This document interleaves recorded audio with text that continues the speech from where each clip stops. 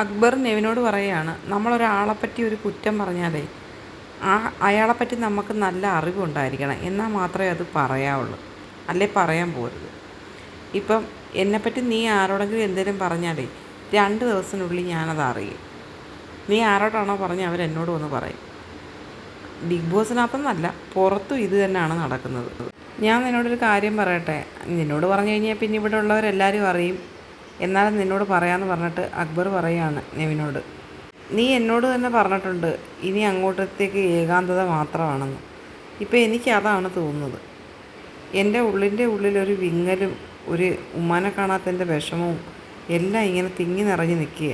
നെവിൻ പറയാണ്, ഏകാന്തത നമ്മളെ തന്നെ നമ്മൾ സ്നേഹിക്കുക, നമുക്കിഷ്ടമുള്ള സാധനങ്ങളൊക്കെ എടുക്കുക, നമുക്കിഷ്ടമുള്ള രീതിയിൽ ജീവിക്കുക. ആര് കുറ്റം പറഞ്ഞാലും ദേ നോക്കെന്ന് പറഞ്ഞിട്ട് പോടി എന്നൊരു നിവിൻ്റെ സ്റ്റൈലിലൊരു പറച്ചിൽ.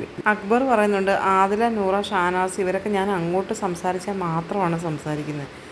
അപ്പം നിവിൻ പറയുകയാണ്, അതുകൊണ്ടാണ് ഞാൻ പറഞ്ഞത് നമുക്ക് ആരെങ്കിലും ഒരാൾ വേണം. ആരിനൊക്കെ എനിക്ക് നല്ല സപ്പോർട്ടാണെന്ന് പറയുന്നുണ്ട്. അന്നേരം സംസാരിച്ചാൽ മാത്രം മതി, അല്ലാതെ ഗെയിമിനകത്തൊന്നും വലിയ സപ്പോർട്ട് വേണ്ടെന്ന് നിവിൻ പറഞ്ഞു കൊടുക്കുന്നുണ്ട്. ഒന്നും വേണ്ട, ബിഗ് ബോസിനെങ്കിലും കുറ്റം പറഞ്ഞ് പാല് തന്നില്ല, പച്ചക്കറി തന്നില്ല, അതെങ്കിലും പറഞ്ഞിരിക്കാമല്ലോ.